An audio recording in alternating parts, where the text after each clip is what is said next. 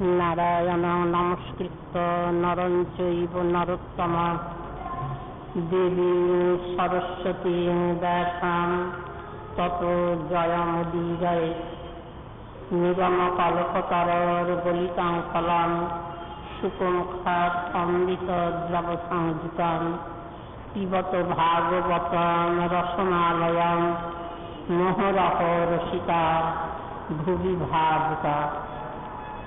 শ্রী গুরুপাদ পদ্মের করুণায়, গৌর ভক্তবৃন্দের করুণায়, সর্বোপরি আমাদের মা জননীর করুণায় আমরা ভাগবতী কথা প্রসঙ্গে শুনছি শ্রীমদ্ ভাগবত শাস্ত্রের প্রকাশ কিভাবে এই জগতে এলেন।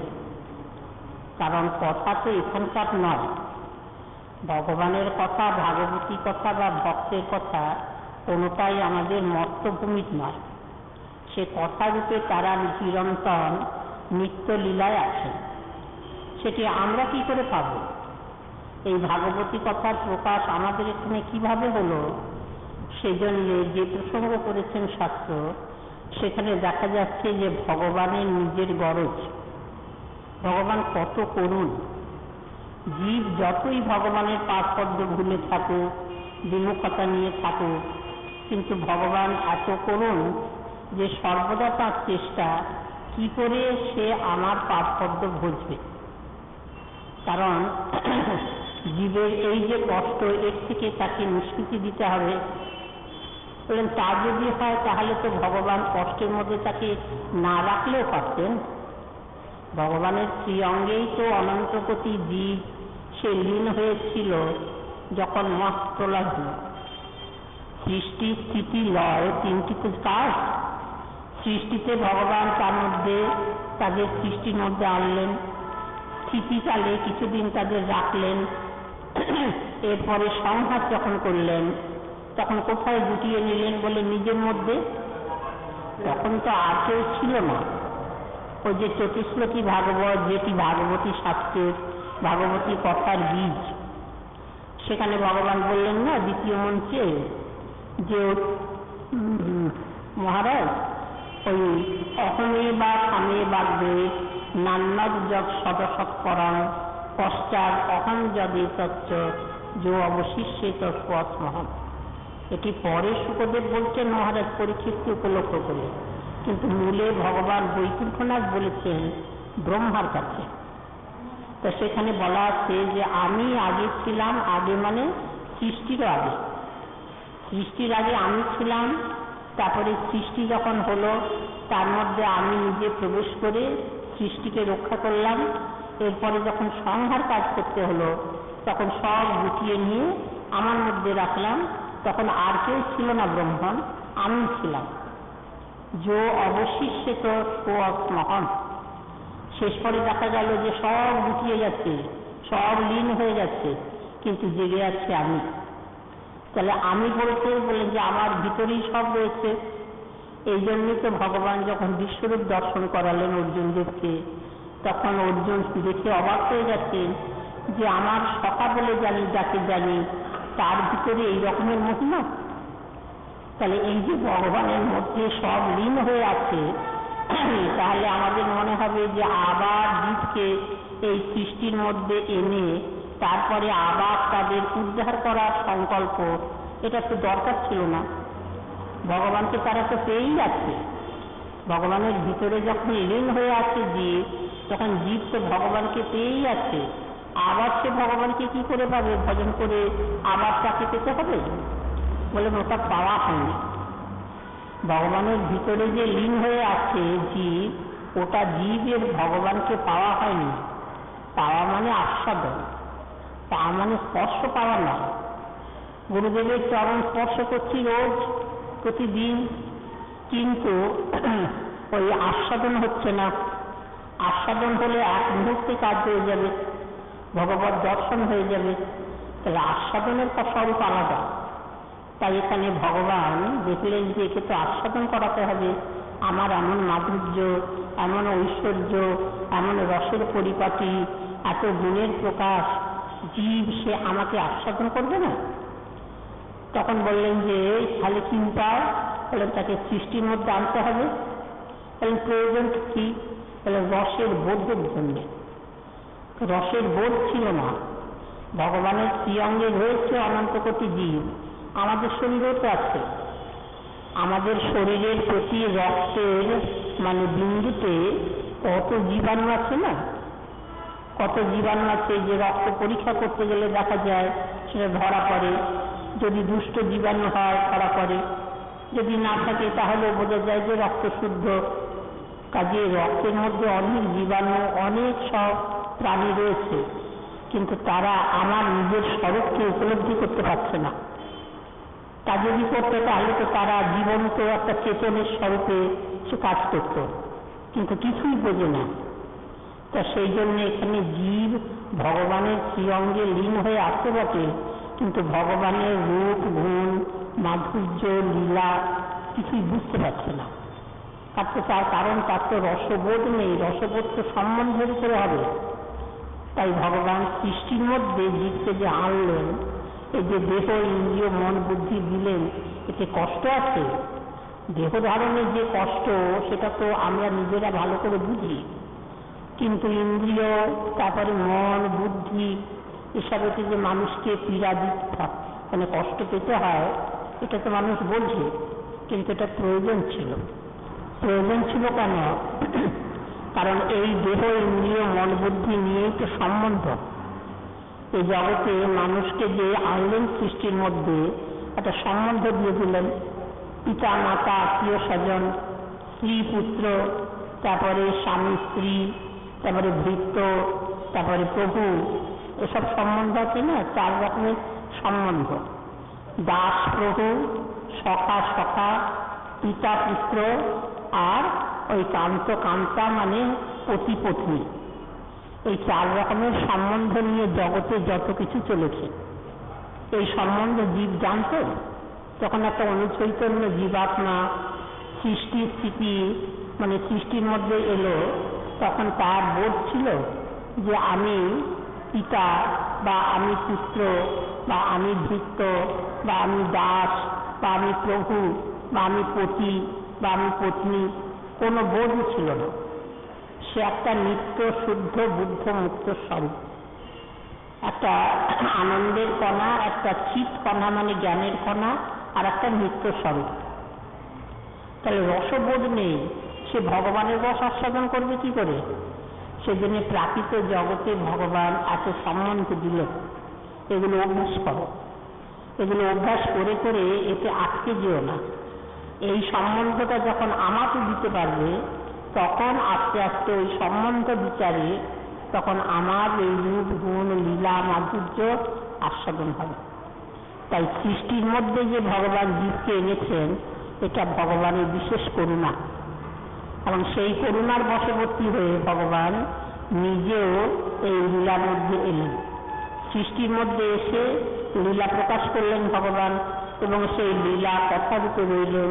সেই কথার শ্রবণ, কীর্তন, স্মরণ, বন্দন, এই ভজন, এই ভজনে যত অগ্রগতি হবে তত এই সম্বন্ধের বিচারটা হবে। সম্বন্ধ দেখবেন যে ভগবানের জগতেও তো সম্বন্ধ আছে। তার নিত্য লীলা পরিকর দিয়ে ভগবান দেখালেন। ভগবানের প্রভু, তিনি প্রভু, তার দাস আছে, তিনি নিজে পুত্র, তার পিতামাতা আছে, বা তিনি পিতা হয়ে আবার পুত্র, তাকে নিয়ে আস্বাদন করেছেন। দ্বারকা মন্দিরে ভগবানের কত পুত্র। এরপরে বলেন যে পিতামাতার সঙ্গে নিজের পুত্র সম্বন্ধ। তবে সখাদের নিয়ে গোচারণ করছেন, সখাদের নিয়ে সেই রকমের হাস পরিহাস, এরকম নিয়ে তাদের সঙ্গে যে সখ্য রসের আস্বাদন, এইরকম 4টি রস পতি পত্নী কান্তাবর্গ নিয়ে মধুর রস আস্বাদন করেছেন। তাই রস বিচারে শাস্ত্র দেখালেন 4টি রসের আস্বাদনে দাস্য, সখ্য, বাৎসল্য, মধুর। কথার মধ্যে তাই আছে। তো সেই কথা রসে আস্বাদন করবেন বলে ভগবান কত কৌশল করছেন। জীব আমার কথা পাবে কোথায়? তখন ওই যে কথা প্রকাশ করালেন, সেও ভক্ত করুণা। ভক্ত করুণার উপরেই সবটা দাঁড়িয়ে আছে। দেবশ্রী নারদকে পাঠালেন আচার্য বেদব্যাসের কাছে। তাহলে ভগবানের কত গরজ। বেদব্যাস তো সৃষ্টির মধ্যে শাস্ত্র প্রকাশ করলেন, কিন্তু সেটি তার পিছনে দেবশ্রীপাদ নারদের করুণা। এই শাস্ত্র প্রকাশ হয়ে রইল, রান্না করা রইল জিনিস, পরিবেশন করতে হবে না? পরিবেশনের জন্য আবার কত কৌশল। শুকদেবকে আনলেন নিত্য লীলা থেকে শুকদেবকে নিয়ে এসে আদেশ করলেন যে যাও সুখ, তুমি আমার এই লীলা কথা প্রকাশ পেয়েছে, তুমি জগতে পরিবেশন করো। তুমি ছাড়া আর কে বলবে? তোমার নিজের অনুভব আছে। ওই শুকদেব ছিলেন পাখি, এলেন মানুষের আকৃতি ধারণ করে। তা না হলে মানুষ না হলে তো এইরকম করে পরিপাটি করে শ্রবণ তারপরে আস্বাদন হবে না। এই জন্যই নরতনু ভজনের মূল। শুকদেবের নরদেহ মুক্ত পুরুষ বটে, কিন্তু নরদেহ রূপে এলেন। সেখানে এসে পিতা বেদব্যাসের কাছে সেখানে তিনি শ্রীমদ্ ভাগবত শাস্ত্র অধ্যয়ন করলেন। বলেন প্রথমেই অধ্যয়ন তো করেননি? বলে না, প্রথমে চলে গিয়েছেন। প্রথমে চলে গিয়ে সে কোথায়? গভীর অরণ্যতে, সেইখানে ধ্যানানন্দে বিভোর। বলেন কি দরকার ছিল? শ্রীমদ্ ভাগবত শাস্ত্র প্রকাশ হয়ে রয়েছে, সেইখানেই প্রথমেই পিতা বেদব্যাসের কাছেই তো ছিলেন, চলে যাওয়ারও দরকার ছিল না। আর পিতা বেদব্যাস তখন শাস্ত্র প্রকাশ হয়নি, এই জন্যে শুকদেব তখন বিদায় নিয়েছেন। এরপরে যখন শাস্ত্র প্রকাশ হলো তখন বেদব্যাস তাকে ফিরিয়ে আনলেন। কারণ দেখলেন যে এত সুন্দর, এত উপাদেয় যে রসের প্রকাশ পেল, এটি আমার উপযুক্ত পুত্র, সে আস্বাদন করবে। তখন অনুসন্ধান করে করে তাকে ফিরিয়ে আনলেন। এতে একটা সিদ্ধান্ত হয়েছে যে ভক্তিরস সকলের উপরে। শুকদেব যে পথে গিয়েছিলেন জ্ঞানানন্দে, সেটা কম নয়, কিন্তু তার উপরে যে ভক্তিরস, এইটি জগৎকে দেখাবার জন্যে এই যে প্রচার, তাতে শুকদেব ফিরে এলেন কোথায়? ভক্তিরসে। জ্ঞানানন্দ তার তুচ্ছ হয়ে গেল, তুচ্ছ হয়ে গিয়ে তিনি ভক্তিরসের আস্বাদনে ফিরে এলেন এবং ওই পিতা বেদব্যাসের কাছেই এই ভক্তি শাস্ত্র আস্বাদন করলেন। পিতা বেদব্যাসের আস্বাদন ছিল না, শুকদেবের আস্বাদন হল। এটিও ভক্ত করুণা, এটিও ভগবানের করুণা। কারণ ভগবান নিজে পেলেন, ভগবান নিজে এই ব্যবস্থা করলেন। তো সেই শুকদেব এসে আবার মানুষের কাছে পরিবেশন করবেন। তা কৃষ্ণ বললেন যে দেখো, রাধারানী বিশেষ করে বলেছেন যে দেখো সুখ, তুমি তো সকল লীলার সাক্ষী, তুমি সকল লীলার পরিপাটি অবস্থা জানো, তুমি গিয়ে মানুষের কাছে এই লীলা কথা শোনা। মানুষের কাছে কাকে শোনাবে? তার জন্য প্রস্তুতি।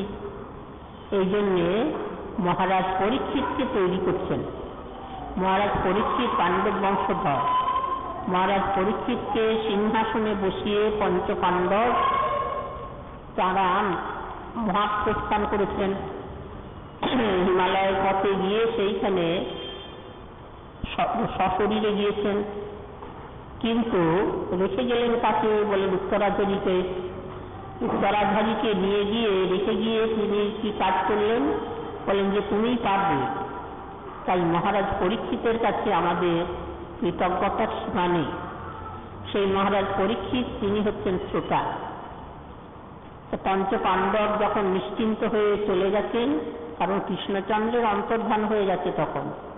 ওই যে ভীমসেন বলেছেন না দেবশ্রীপাদ নারদকে যে আপনি আমাদের ভক্ত বলে প্রশংসা করছেন, আমাদের ভক্তি কোথায়? কৃষ্ণ আমাদের ভালোবাসে। কৃষ্ণ যদি ভালোবাসত তাহলে পরে তো সঙ্গে করে নিয়ে যেত আমাদের, কিন্তু কৃষ্ণ নিজে চলে গেল, আমাদের রেখে গেল জগতে। তাহলে আমাদের সঙ্গে কি সম্বন্ধ? কোথায় প্রীতি, কোথায় ভালোবাসা? আমাদের তো ছেড়ে চলে গেল। কাজী পঞ্চপাণ্ডব খুব দুঃখে আছেন, বিরহ দশা ভোগ করছেন। তো সেই পঞ্চপাণ্ডব দেখলেন যে আর প্রয়োজন নেই, কৃষ্ণচন্দ্রের অন্তর্ধান হয়ে গেছে, আর জগতের থেকে কি লাভ? তখন মহারাজ পরীক্ষিতকে উত্তরাধিকার করে রাজ্য প্রস্থানে হস্তিনাপুরের রাজা করে ইন্দ্রপ্রস্থ তৈরি করে দিলেন অর্জুন। সেইখানে রাজধানী করে তারপরে ওই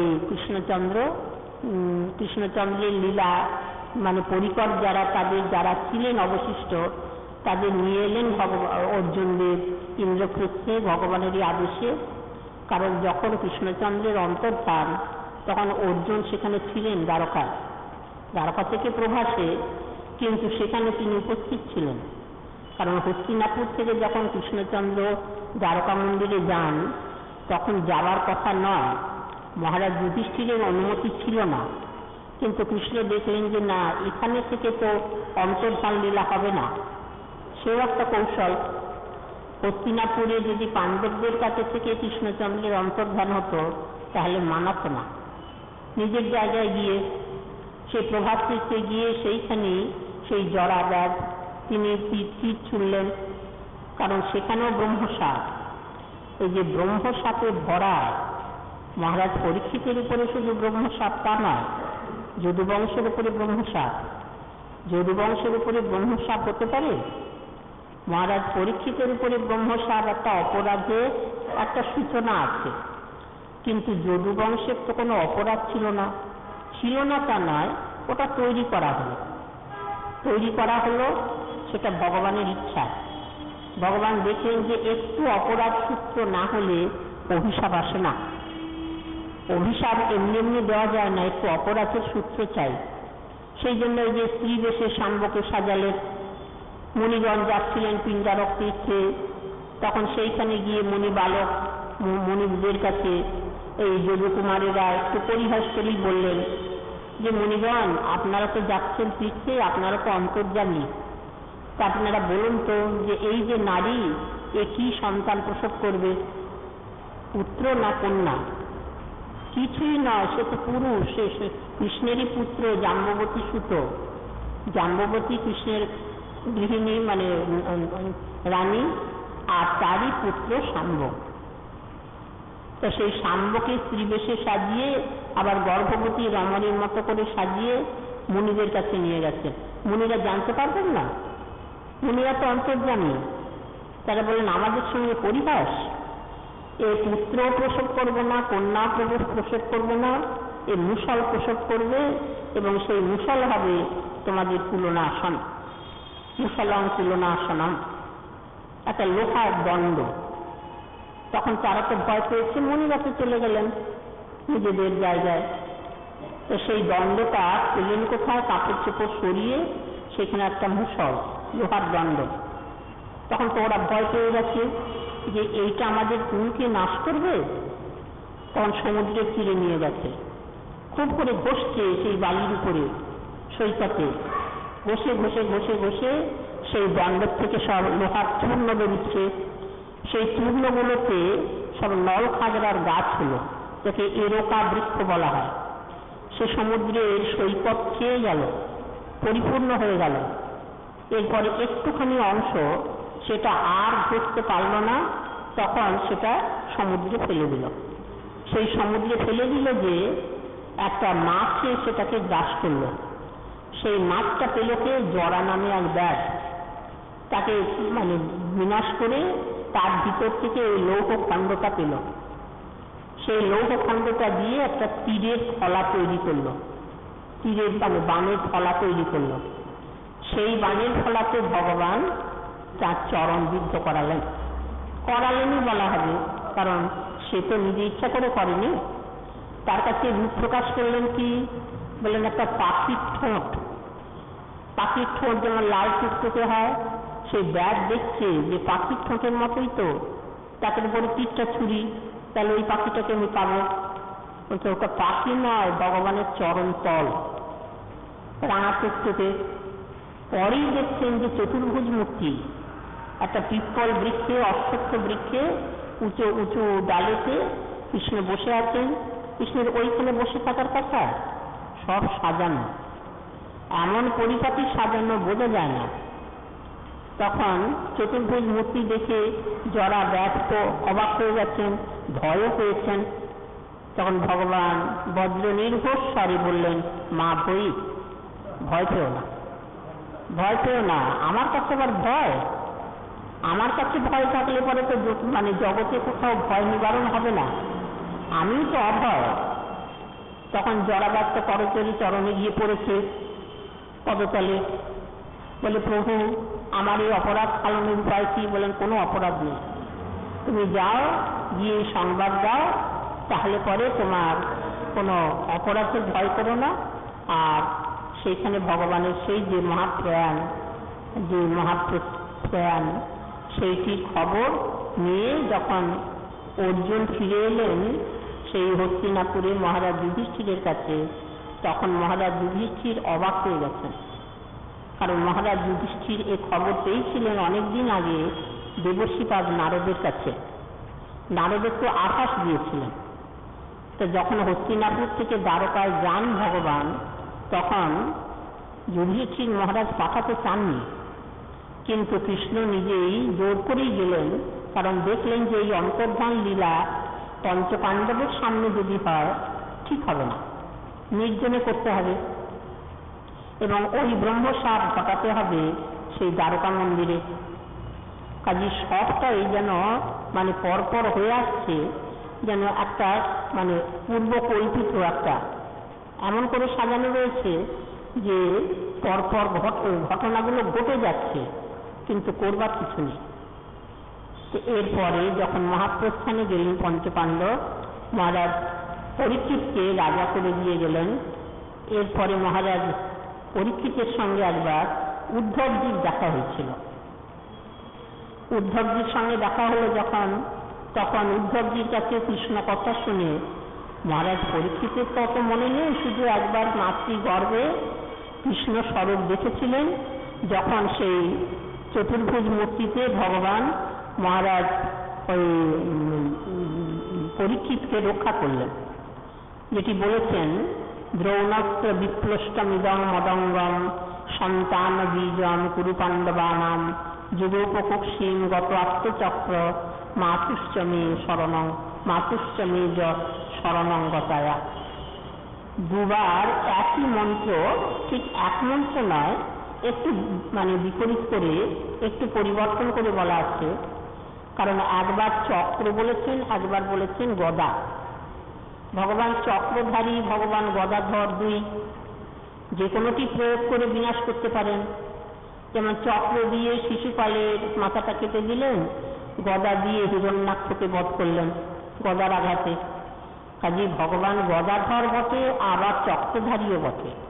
তো মহারাজ পরীক্ষিত দুটিকেই নিয়ে স্তুতি করেছেন যে হ্যাঁ হ্যাঁ সেই মহাপুরুষ একজনকে দেখেছি, তবে স্পষ্ট করে মনে নেই। মায়ের গর্ভে যেন আচ্ছা আচ্ছা মনে পড়ছে একজন চতুর্ভুজ মূর্তি, শঙ্খ চক্র গদাপদ্মধারী। তো একবার বলেছেন চক্র, একবার বলেছেন গদা।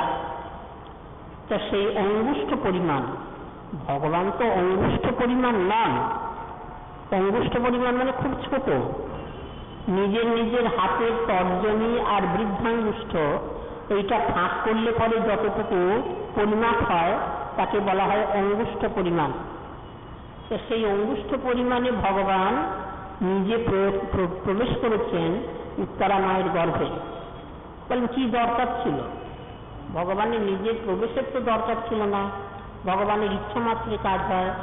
তিনি যদি ইচ্ছা করতেন যে মহারাজ পরীক্ষিত সুরক্ষিত হন, তিনি জীবিত হন, তাহলেই তো কাজ পেয়ে যেত। বলেন হ্যাঁ হতো বটে, কিন্তু দেখলেন যে আবার আর একটা বিচার করতে পারতেন, নিজের প্রবেশের দরকার ছিল না। উত্তরা মায়ের ভিতরে পরমাত্মা রূপে আছেন, তিনিই আছেন। এই যে প্রতিটি প্রাণীর ভিতরে পরমাত্মা রূপে ভগবান রয়েছেন, সে ভগবানেরই তো অংশ। তো উত্তরা মায়ের ভিতরেও তো পরমাত্মা আছেন। তাহলে ভগবান যদি বলতেন যে ইচ্ছা করতেন ওই পরমাত্মাই তাকে রক্ষা করবে, ওই গর্ভস্থ সন্তানকে বাঁচিয়ে দেবে, বলেন হতো না। ভগবানেরও বিশ্বাস হয়নি যে না পরমাত্মা আছেন বটে, কিন্তু তার কি এত সামর্থ্য? সে কি মৃত্যু ভয় নিবারণ করে তাকে সঞ্জীবিত করতে পারবে? পারবে না। সেই জন্য ভগবান ভক্ত বাৎসল্যে এই যে উত্তরা মায়ের গর্ভে ভগবান প্রবেশ করলেন অঙ্গুষ্ঠ পরিমাণে, এটা ভক্ত বাৎসল্যের চরণ। ভক্ত বাৎসল্যে প্রবেশ করে চক্র ঘোরাচ্ছেন এমন করে দ্রৌণাস্ত্র বিপ্লষ্টমিদং মদঙ্গম। অশ্বত্থামা যখন ব্রহ্মাস্ত্র নিক্ষেপ করেছেন তখন এমন করে প্রয়োগ করেছেন যে সে বোঝা যাচ্ছে না। কারণ এই অঙ্গুষ্ঠ পরিমাণ যে ভগবান, তিনিও চক্র ঘুরিয়ে ঘুরিয়ে সেই আলোটা ফেলছেন উত্তরা মায়ের গর্ভে। দেখলেন যে হ্যাঁ তাই তো, এইখানে তো সেই ভ্রূণ রূপে রয়েছে। তখন তো মহারাজ পরীক্ষিতের দেহটা ঠিক মতো হয়নি, পুষ্ট হয়নি, ভ্রূণ মানে খুব সূক্ষ্ম রূপে, সেইটিকেই বিনাশ করেছেন অশ্বত্থামা। দেখলেন যে পাণ্ডব বংশ আর রাখব না, এরকম আরেকবারও করেছেন দ্রৌপদীর পুত্রকে। দ্রৌপদীর পঞ্চপুত্র সুপ্ত অবস্থা, কতখানি অপরাধ! সুপ্ত, মত্ত, প্রমত্ত, উন্মত্ত, এদের প্রাণ বিনাশ করতে নেই। দ্রৌপদী পঞ্চপুত্র শুয়ে আছে, ঘুমিয়ে আছে, সেই অবস্থায় অশ্বত্থামা সেই ব্রহ্মাস্ত্র নিক্ষেপ করলেন। তাদের পঞ্চ পাণ্ডবের সেই বংশধর তাদের মস্তক ছেদন করে এদের দেখালেন কাছে। ওই যে দ্বৈপায়ন হ্রদে মহারাজ দুর্যোধন উরুভঙ্গ হয়েছে, উরুভঙ্গ তার অভিশাপ ছিল, সেই উরুভঙ্গ করে ওই সেখানে দ্বৈপায়ন হ্রদে মহারাজ দুর্যোধন মানে বসে আছেন। সেই অবস্থা তো ঈর্ষা ছাড়ে না কিছুতে, নিজের প্রাণ সংশয়, প্রাণ আর কতক্ষণ থাকবে এটা স্থিরতা নেই, কিন্তু সেই অবস্থাতেও ভাবছেন যে প্রাণ বিরক্ত হবে। কিন্তু এই অবস্থাতে যদি জেনে যেতে পারতাম পাণ্ডব বংশ নির্বংশ হয়ে গেছে, পঞ্চ পাণ্ডবের নিধন হয়ে গেছে, তাহলে একটা তৃপ্তির নিঃশ্বাস ছেড়ে দেহত্যাগ করতাম। তাহলে ঈর্ষা কিরকম মানুষকে জর্জরিত করে যে ওই অবস্থায় তার মনে হচ্ছে পঞ্চ পাণ্ডবের নিধন যদি কানে শুনতে পেতাম বা কোনো একটা চিহ্ন দেখতে পেতাম তাহলেও তৃপ্তি পেতাম। তখন অশ্বত্থামা দেখলেন নিমক খান তো, তারপরে গুরুপুত্র তো বটেই, বললেন যে মহারাজ আচ্ছা ব্যবস্থা হবে। তখন এদিকে সেই অশ্বত্থামা গিয়ে দ্রৌপদীর পঞ্চপুত্র শিশুপুত্র তারা তো নিরপরাধ, তারপরে মানে ঘুমিয়ে আছে, ওই অবস্থায় তাদের শিরশ্ছেদন করে সেই 5টা মাথা এনে দেখালেন দ্বৈপায়ন হ্রদে মহারাজ দুর্যোধনকে। এই দেখুন মহারাজ পঞ্চপাণ্ডব শেষ হয়ে যাচ্ছে। দুর্যোধন মহারাজ বুঝতে পেরেছেন, বুঝতে পেরে বলছেন যে না না, এ পঞ্চপাণ্ডব না, তাদের বংশধর হতে পারে কিন্তু তারা এখনো জীবিত। তো এই রকমের ঈর্ষা, সেখানেও ব্রহ্মাস্ত্র নিক্ষেপ। অশ্বত্থামা তখন দ্রৌপদী তো পুত্র শোক, তখন ভীমসেন ভাবছেন যে প্রতিশোধ নেব, অর্জুন ভাবছেন যে প্রতিশোধ নেব। তো কি করে প্রতিশোধ নেব? অশ্বত্থামাকে ধরে নিয়ে এসেছেন অর্জুন দ্রৌপদীর কাছে ধরে নিয়ে এসে বলছেন যে এই আততায়ী আমাদের পুত্রকে বিনাশ করেছে, একে বিনাশ করতে হবে। তখন দ্রৌপদীর উদারতা, দ্রৌপদীকে যে ভগবান নিজে প্রিয় সখী বলে সম্বোধন করেন, তার চরিত্রের উদারতা কি বলেন? এ কি করেছেন আর্যপুত্র? ইনি গুরুপুত্র, তিনি যতই অপরাধ করে থাকুন একে তো বিনাশ করা চলবে না। তিনি আততায়ী হতে পারেন, আমার পুত্রকে নিধন করেছেন, কিন্তু আমার পুত্র শোক আমি পেয়েছি, কিন্তু তাই বলে অশ্বত্থামার যে মা কৃপি তিনি যেন পুত্র শোক না পান। গুরুপুত্রই নেই, এর গায়ে হাত দেবেন না, এর কোনো ক্ষতি করবেন না, একে প্রাণী বিনাশ করবেন না, ছেড়ে দিন। অর্জুন অবাক হয়ে যাচ্ছেন, না না আততায়ীকে তো বিনাশ করাই উচিত। এখন অর্জুন তো ভগবান কৃষ্ণচন্দ্রের অনুমতি ছাড়া কোনো কাজ করেন না। কৃষ্ণ সেখানে উপস্থিত, কৃষ্ণের মুখের দিকে চাইলেন যে কৃষ্ণ এই অবস্থায় কি করণীয়? আততায়ীকে বধ করা উচিত, গুরুপুত্রকে বধ করা চলবে না। তাহলে অশ্বত্থামা নিজে আততায়ী আবার গুরুপুত্র 2, এখন কি করণীয়? তখন অর্জুনের মুখের দিকে চেয়ে কৃষ্ণ বলছেন যে আততায়ী ন অন্তব্য, ব্রহ্মবন্ধু ন অন্তব্য, আততায়ী বধার্থন। ঠিকই বলেছ সকে, আততায়ী বধার্থন, আততায়ীকে বধ করা উচিত, আর ব্রহ্মবন্ধুর ন অন্তব্য, ব্রহ্মবন্ধু মানে ব্রাহ্মণ জাতিতে পুরুপুত্র, তাকে বধ করা চলবে না। ব্রাহ্মণ বধার্থ নয়, দূত বধার্থ নয়। দূত যখন আসে শত্রু শিবিরে এলো, তাকে বধ করা যাবে না। এই জন্য কৃষ্ণ দূতের কাজ করেছেন, পাণ্ডব পক্ষের দূত হয়ে কাজ করছেন। তো বললেন যে তা যদি হয় তাহলে পরে দুটো তো পরস্পর বিরোধী, অশ্বত্থামাকে বধ করাও চলবে না, অথচ বধ করতে হবে এতটাই বলে তখন কৃষ্ণ একটু ইঙ্গিত করলেন যে দেখো সকে, এখন আমার ইচ্ছা বুঝে তুমি কাজ করো। দুটো বাক্যই বজায় থাকতে হবে, দুটো বাক্যই বজায় রেখে তুমি কাজ করো। অর্জুন তো বুদ্ধিমান, কৃষ্ণেরই ইঙ্গিত, কারণ কৃষ্ণ যখন যেভাবে অর্জুনকে চালিয়েছেন তখন সেইভাবেই তিনি চলেছেন।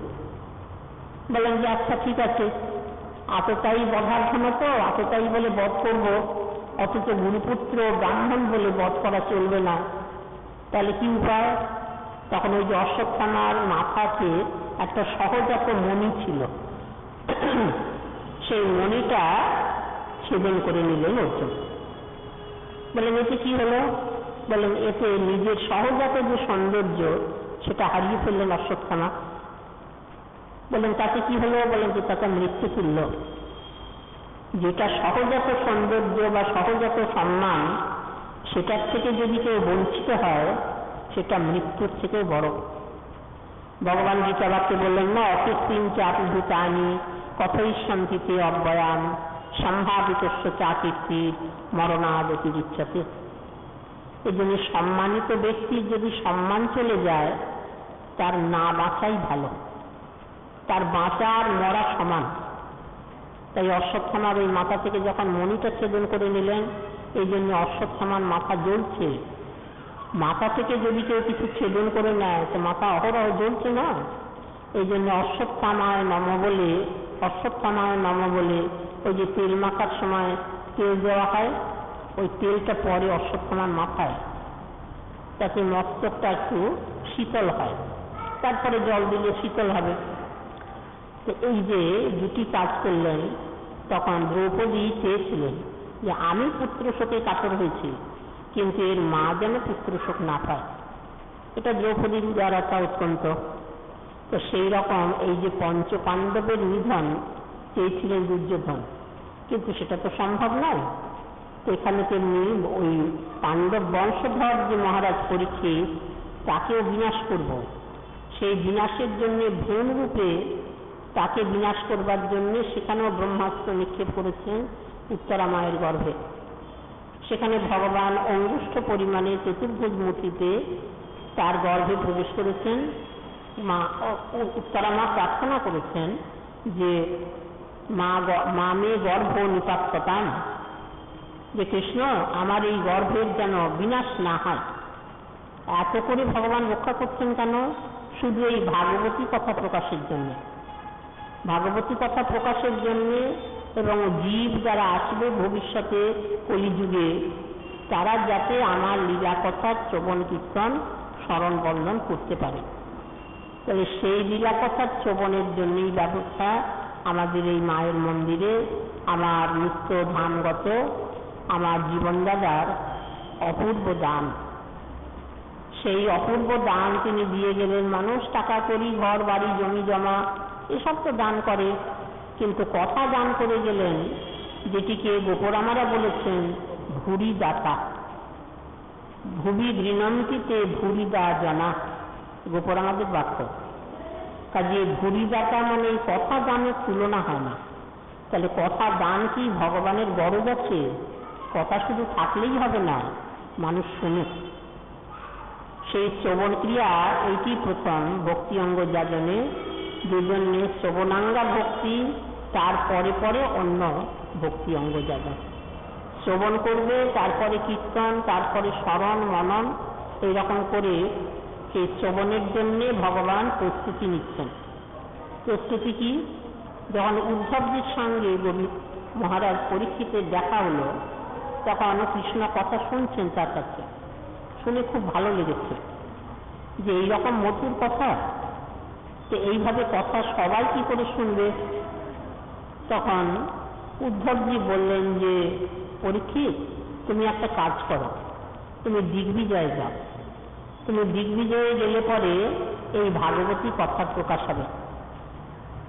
মহারাজ পরীক্ষিত অবাক হয়ে গেছেন যে আমি দিগ্বিজয়ে গেলে পরে ভাগবতী কথা প্রকাশ হবে কি করে? হলো তো তাই, সেইখানে কলি নিগ্রহ, সেইখানে কলিরাজকে দমন, তা না হলে পরে এই ভাগবতী কথার প্রকাশ হতো না, ওই অভিশাপ হতো না। সেখানে স্বর্ণ মুকুটে ওই যে সর্পের আঘাত, তারপরে মানে সেইখানে ওই সোনার জায়গায় কলির প্রভাব।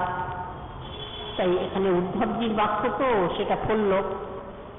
তো মহারাজ পরীক্ষিত তিনি পিপাসায় কাতর হয়ে জল চেয়েছিলেন না, অপরাধের একটা সূত্র চাই। তো মহারাজ পরীক্ষিত অবাক হয়ে গেছেন যে আমি দিগ্বিজয়ে গেলে পরে ভাগবতী কথার প্রকাশ হবে, এই সুমধুর ভাগবতী কথা সবাই শুনতে পাবে, কি করে শুনতে পাবে? বলেন যে পরীক্ষিত তুমি যাও, তাহলে পরেই কাজ হয়ে যাবে। তা রাজা তো আবার ফিরে এসেছেন, এসে যখন রাজত্ব করছেন, তারপরে রাজত্ব করতে করতে রাজাদের একটা নিয়ম আছে কিছুদিন ধরে মৃগয়াতে যাওয়া। মৃগয়া মানে ওই বনের মাঝে গিয়ে তাদের পশু শিকার, সেটাতে কি হয় বলেন একটু চিত্ত বিনোদন হয়, মনে একটু আনন্দ পায়। সারা মানে জীবনের কতখানি সময় গুরুতর রাজকাজে তারা ব্যস্ত থাকেন, মনের মধ্যে একটা অবসাদ আসে, সেই অবসাদ দূর করবার জন্যে, কিছুদিন আনন্দ করবার জন্যে তারা বনে গিয়ে নিজের পাত্র মিত্র নিয়ে যান, সেইখানে গিয়ে একটু আনন্দ করে মৃগয়া করে আবার ফিরে আসেন। এই জন্য এটা রাজধর্ম।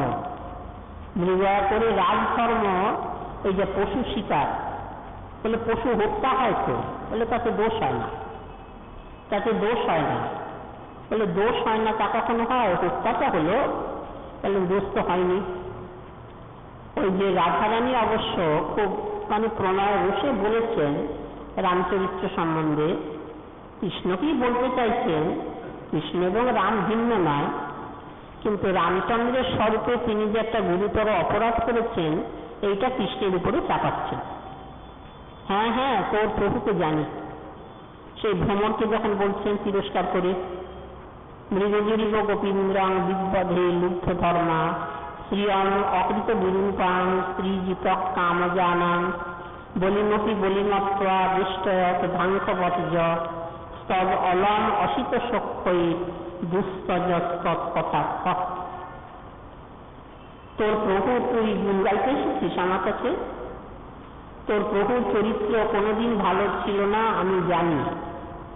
অনেক দিনের পুরনো খবর আমি জেনেছি দেবী পৌর্ণমাসীর কাছে, যমুনা লীলা শক্তি তার কাছে আমি অনেক পুরনো দিনের খবর আমরা গোপী গোষ্ঠী মিলে শুনেছি, শুনে আমরা ঠিক করে নিয়েছি তোর প্রভুর চরিত্র কোনোদিন ভালো ছিল না, আজ বলে না।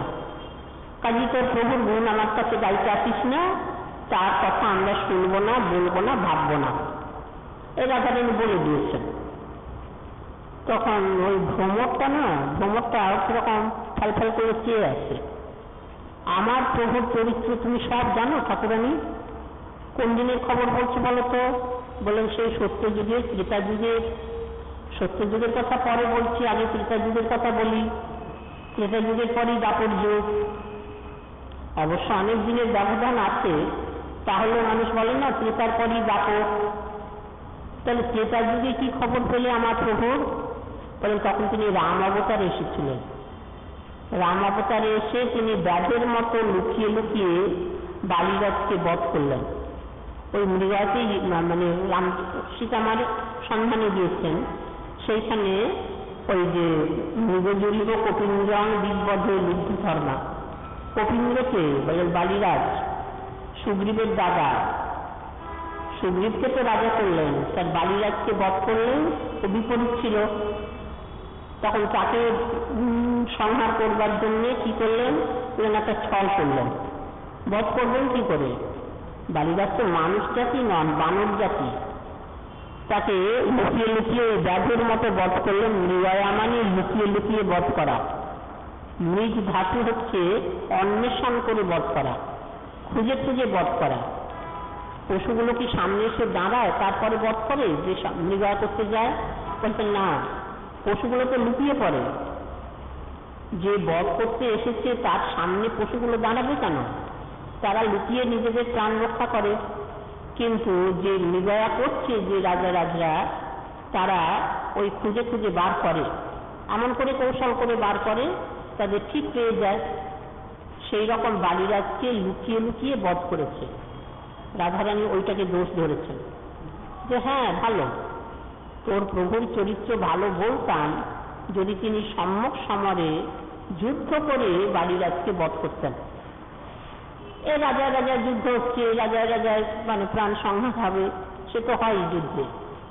তো তা তো করেননি তো প্রভু, লুকিয়ে লুকিয়ে ওই যে ব্যাধের মতো বধ করেছে। এটা দোষ হয়নি।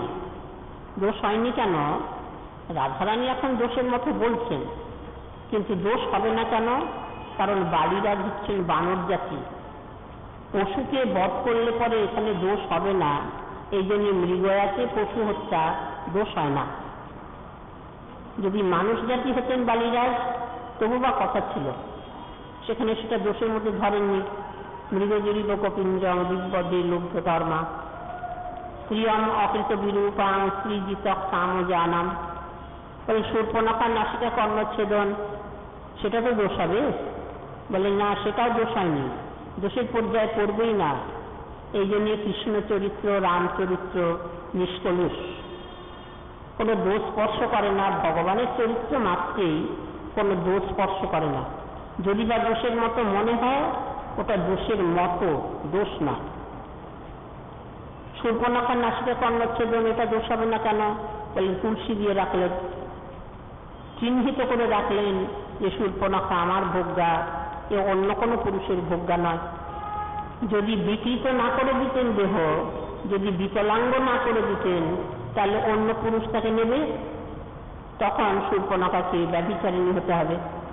তাকে রক্ষা করলেন আর জানিয়ে দিলেন জগৎকে যে এই শূর্পণখা আমার ভোগ্যা, অন্য কোনো পুরুষের ভোগ্যা নয়। কাজে দোষ হয়নি। আর বলিমকি বলিবত্ত আবিষ্ট গাঙ্কবজ্র, আরো পুরনো খবর। বলিরাজ, সত্যযুগের ঘটনা। বলিরাজকে যিনি সর্বস্ব নিলেন বলিরাজের কাছ থেকে, নিয়ে আবার তাকে বরুণ পাশ দিয়ে বেঁধে তিরস্কার করলেন। রাধারানী দোষের মতো বলতে গিয়ে একটা উপমা দিয়েছেন কাকের মতো, ধাঙ্কবৎ।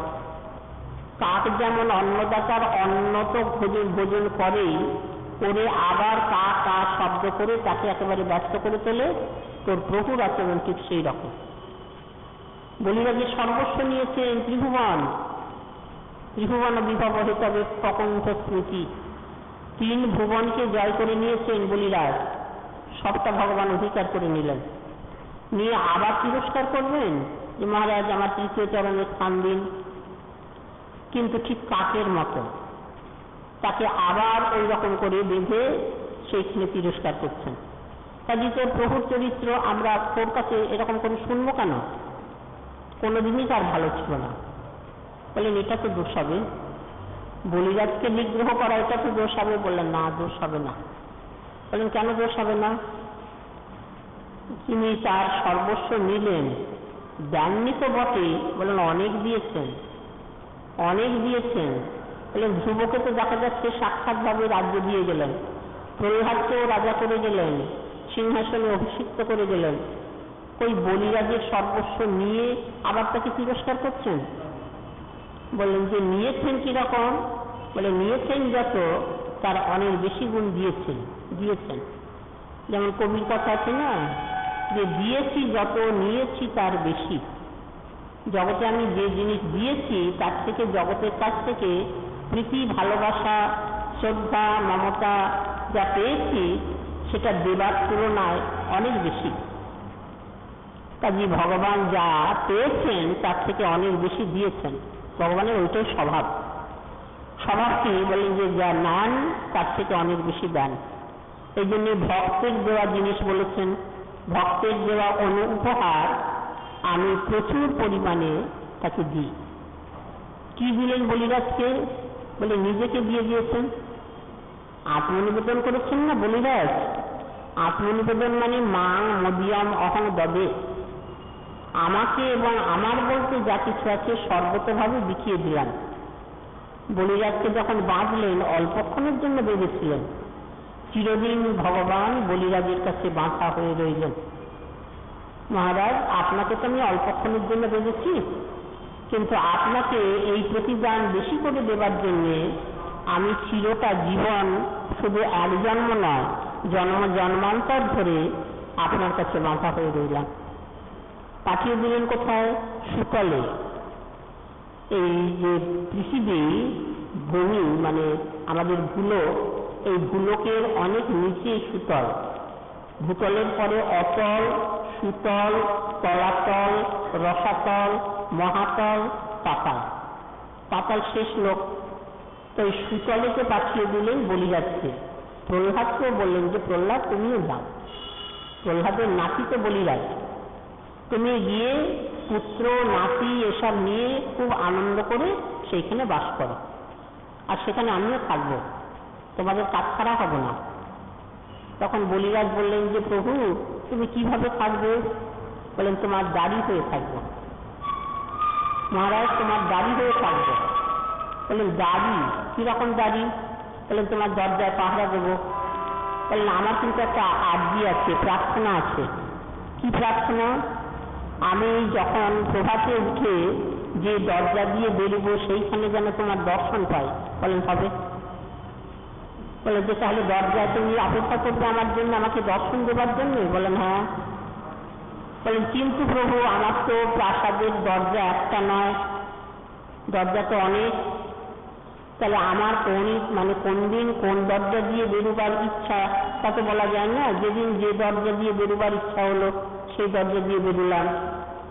তাহলে তুমি আমাকে সব প্রতিদিন সেই রকম দর্শন কি করে দেবে? বলেন তুমি দর্শন পাবে মহারাজ, যে দরজা দিয়ে যখন বেরোবে সেই দরজায় আমি তোমার দাঁড়িয়ে হয়ে থাকবো।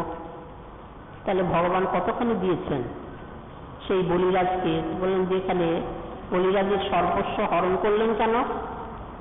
এটা তো একটা দোষ হবে যে এতখানি দিয়েছে তাকে সর্বস্ব হরণ করলেন কেন? বললেন হরণটা রাজ্য হরণ নয়, হরণটা হচ্ছে দর্প হরণ। দর্প হরণ। বলিরাজের দর্প ছিল, গর্ব ছিল। ধ্রুব প্রহ্লাদকে রাজ্য দিয়েছেন, শুধু হরণ করেননি। তাদের তো গর্ব ছিল না, প্রচুর পরিমাণে দিয়েছেন। কিন্তু বলিরাজের গর্বটাকে দূর করতে হবে তো, দোষটাকে মেটাতে হবে তো, দোষটাকে সারিয়ে তারপরে দেবেন না, অভাবটা সরিয়ে দিয়ে স্বভাব জাগাবেন। এই জন্য নামেতে মহিমাতে লোকে মানে মহাজন বললেন নামে অভাব মিটায় স্বভাব জাগায়। অভাব না মিটালে স্বভাব তো জাগবে না, আর অভাব না মিটিয়ে যদি স্বভাব থাকে ও স্বভাবটা টিকবে না। অভাবটা তো মন রূপে থেকে গেল, দোষ রূপে, ওটাকে সরাতে হবে। ঘরটা পরিষ্কার করা হয়নি, তারপরে সাজানো হবে? আগে পরিষ্কার করো, আগে ময়লা মাটি ধুলো বালি সব সরিয়ে ভালো করে জল দিয়ে ধুয়ে ঘরটাকে পরিষ্কার ঝকঝকে করে তারপরে যত পারো সাজাও। স্বভাব তো জাগবে, যার স্বভাবে সেখানে আস্বাদন হবে। কিন্তু সেখানে যদি অভাবটা থেকে যায় তাহলে তো সাজবে না। তাই অভাবটাকে আগে নির্মূল করো, তারপরে স্বভাবটাকে জাগালে তবে মানাবে। তাই বলিরাজের যে গর্ব ছিল ওই গর্বটাই তো বাধা। বলেছিলেন না যখন বামনদেব এলেন প্রথম ওই যে রাজ্যে, তখন বলিরাজের সেখানে গর্বেরই সুর, খুব দর্পেরই সুর। ও ব্রাহ্মণ বটু এসেছো, তোমার রূপেতে আমি মুগ্ধ হয়ে গিয়েছি, তা তুমি কি চাও? আমি তো তোমার হয়ে গিয়েছি, তুমি আমার হবে তো? আর তুমি কি চাও? যা চাইবে তাই দেবো, আমার প্রচুর আছে। এই দেখো হাতিশালায় হাতি, ঘোড়াশালায় ঘোড়া, কত রত্নাগার, কত মণি মাণিক্য হিরে জহরত, তুমি যা চাইবে তাই দেবো। ভগবানের তো এমনি চতুর। ভগবান বললেন যে মহারাজ আপনার উপযুক্ত কথাই বলেছেন। আপনি বিরোচন পুত্র তো, প্রহ্লাদের পুত্র বিরোচন, বিরোচনের পুত্র বলিরাজ। বিরোচন দাতা নামে খ্যাত। প্রচুর দাতা, যে যা আসতে চাইবে তাকে তাই দেবেন। কোনো প্রার্থী বিরোচনের কাছে এসে বিমুখ হয়ে ফিরে যাবে না। সুতরাং আপনি সেই পিতার পুত্র, আপনি উপযুক্ত কথাই বলেছেন। কিন্তু মহারাজ, আমার তো প্রয়োজন নেই, আমার তো প্রয়োজন নেই। আমি যদি খুব অল্প আপনি দেন তাতেই খুশি। সেখানে ভগবানের একটি বাক্য আছে যে যারা খুব জিতেন্দ্রীয় তারা অল্পতে সন্তুষ্ট, আর যদি অজিতেন্দ্রীয় হয়, ইন্দ্রিয় লোলুপ যদি হয়, তাহলে যত দেবে পূরণ করতে পারবে না। কাজে আমি জিতেন্দ্রীয় পুরুষ, আমাকে অল্প দিলে আমি খুশি। আপনি দিতে পারেন বটে, কিন্তু আমার তো প্রয়োজন নেই। কাজে গর্ব আছে, দানেতে যদি গর্ব থাকে সে দান মানায় না। এই জন্যই তো ওই ভোজন থেকে সরে এলেন ভগবান। দুর্যোধন নিমন্ত্রণ করলেন ভোজনেতে গর্ব নিয়ে, তারা তো গন্ধ পান। ভগবান, ভক্ত, বৈষ্ণব সবাই গন্ধ পায়, যে কোথায় গর্বের গন্ধ আছে সহ্য করতে পারে না। তা এখানে বলিরাজের সর্বস্ব হরণ করেছেন ওই একটা অপরাধে, গর্বটাকে দূর করলেন, দিয়েছেন প্রচুর। কাজে এটাও দোষ হবে না, তাকে শুদ্ধ করে নিলেন। তো সেইখানে বলেছেন যে তদ অলম অসিত সক্ষই দুস্তৎকথা। কাজে মৃগয়া করতে গিয়েই তো মহারাজ পরীক্ষিতের এই ঘটনা। মৃগয়া করতে গিয়েছেন বনে, তারপরে জল পিপাসায় কাতর, কিরকম সাজানো। মহারাজ পরীক্ষিত জল পিপাসায় কাতর হয়ে মুনির কাছে জল চাইবেন, সঙ্গে পাত্র মিত্র নেই, তাদের সঙ্গে জল নেই, তারা জলের সরবরাহ করবে না। কিন্তু ঘটনা পটপট তাই। তো শ্রী গুরুপার্থদের করুণা হলে, গৌর ভক্তবৃন্দের কৃপা হলে, আমাদের মা জননীর করুণা হলে আমরা আগামী কাল থেকে মহারাজ পরীক্ষিতের যে ঘটনা, এইটি চিরন্তন হয়ে আছে, এইটাই নিত্য নূতন হয়ে আছে। কারণ মহারাজ পরীক্ষিতের জীবন এটা চির নূতন। আমাদের মনে হয় যে ও মহারাজ পরীক্ষিতের ওই ঘটনা সবাই জানে, ওই মৃগয়া করতে গিয়ে জল পিপাসা পেল, তারপরে জল চাইতে গিয়ে সেই মুনি গলে সর্প দিয়ে এলেন, এ ঘটনা সবাই জানে। বললাম তা পুরনো হয় না, পুরনো হয় না, ওটা নিত্য নূতন।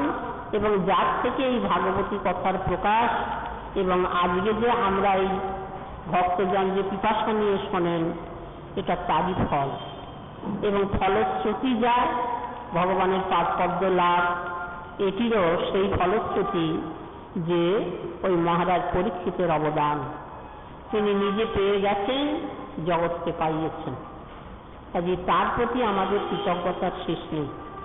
দুখানি দান নয়, গীতা এবং ভাগবত।